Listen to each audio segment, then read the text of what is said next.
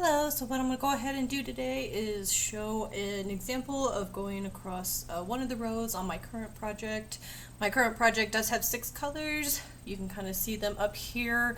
I have basically a really dark gray, a light blue, the black, an off-white or almost like a really light peach, a white, and then a regular gray. So basically I'm working on my piece. I'm a little bit over halfway through it, but I want to go ahead and show both how to cast on 6 colors, carry it through and across the row. That way we can talk about things like tension, some troubleshooting, and go from there. And if you have any questions, always never hesitate to reach out. If you want to see something else as far as me showing how I do something, definitely recommend it and we'll go from there. So basically I do have my written pattern over here on my left. I also have on my computer that's a little bit off screen here, I have the actual graph pulled up. That way I can kind of visually see. Just make sure when I get into the area of the eye, this is the wall hanging of the sugar skull that I'm doing. So there's a face, so I do want to make sure if I get into detailed areas like the eye that I am in fact matching up the colors where they need to be. I don't want to be having to frog 6 colors, a couple rows back to fix something. So basically to start with, you do want to start with untangled yarn.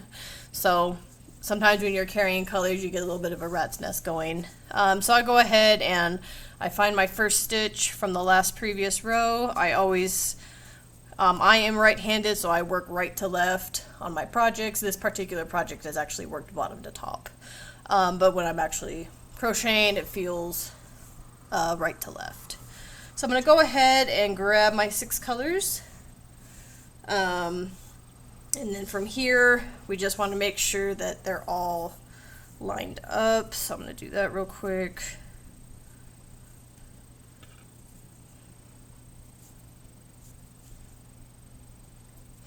And since you are, cutting the yarn on each row, while I do encourage people to keep the yarn as little tangled as possible, just inevitably with this project, it's going to get tangled as you go across. And you do have the fortunate thing where you can cut the yarn and you'll be able to untangle it. That way, I am missing my linen color. Here we go. Alright, so now that I have the yarn kind of in my hand here, I'll let the camera focus. I have the 6 colors. I am just going to kind of make sure I have this tail off to the side like that. So I'm going to take my piece.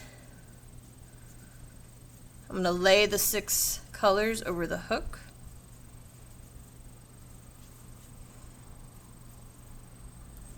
I'm working with a web camera. It's new. It's got autofocus, but it's definitely slow. So we're going to go ahead, grab all 6 colors, and pull through both loops of the first stitch.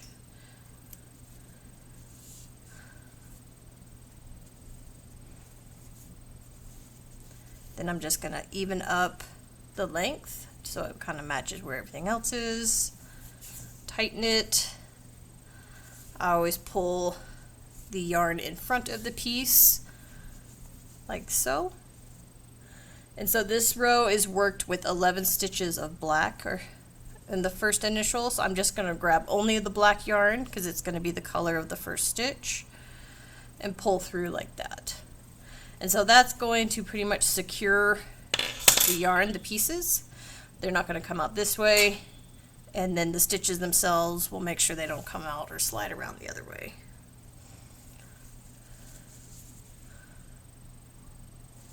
So now, basically I always I'll have 5 colors down, 1 color up, and then I'm going to go back into that first stitch, but only the back loop. And do a stitch. So the 5 colors up front, back loop only, do the stitch.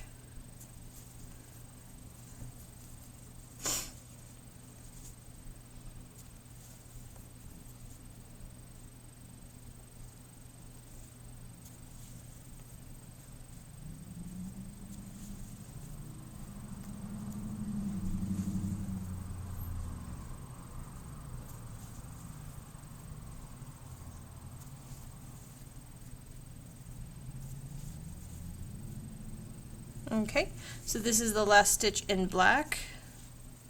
So I'm going to go ahead and get to the stage where I have 2 loops on the hook. My next color I will do is I do 2 of the dark gray. So I'm going to pull up the dark gray and pull that color through the loop. I'm going to drop the black. The dark gray will go up. So I still have 5 colors up front and 1 held up that I'm actually using.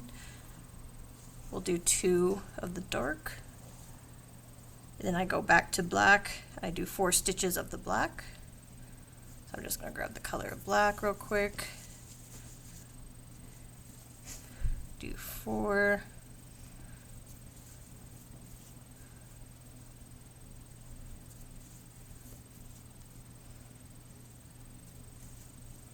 Like that. So main thing as far as troubleshooting, if you do find that you're getting almost like a V shape where the stitches of the color switches are really tight, sometimes you'll actually pull it so tight that it just kind of either gets really short. Like I said, it creates almost a dip when you're color changing, things like that. So while I have practice doing this on these large pieces, it may not be something that you're used to.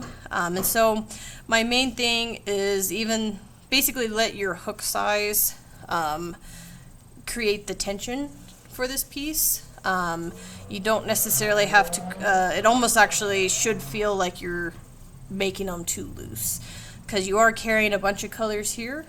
And so I always try to almost make like a V shape where my hook is being tensioned this way. And that is just to keep that from dipping. Because if, let's say that if I do like almost like tighten it too much where I'm like almost the hook and the yarn are almost at a diagonal like this, my camera focus, and I make it, not only is it difficult, but you'll actually lose that stitch a little bit and you'll start seeing the colors poke through. You can kind of see that it gets distorted.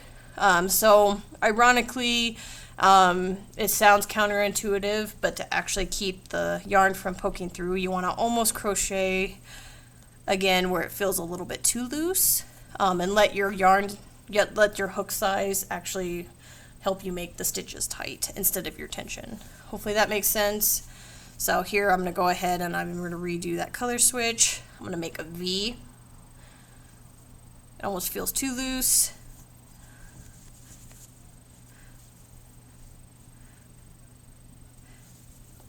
And basically all we're doing here is kind of making sure that the 5 colors that are being carried are almost pushed to the back. So you can kind of see the colors poking through on the back, and it's just kind of where I use the back loop only. I want the color that I'm using up here to be shown and kind of push everything to the background otherwise. So even though I'm really, keeping not a whole lot of tension going, like I said, always a V. If it, doesn't feel like you can make a V with the yarn, that means your tension's a little bit too tight. This way.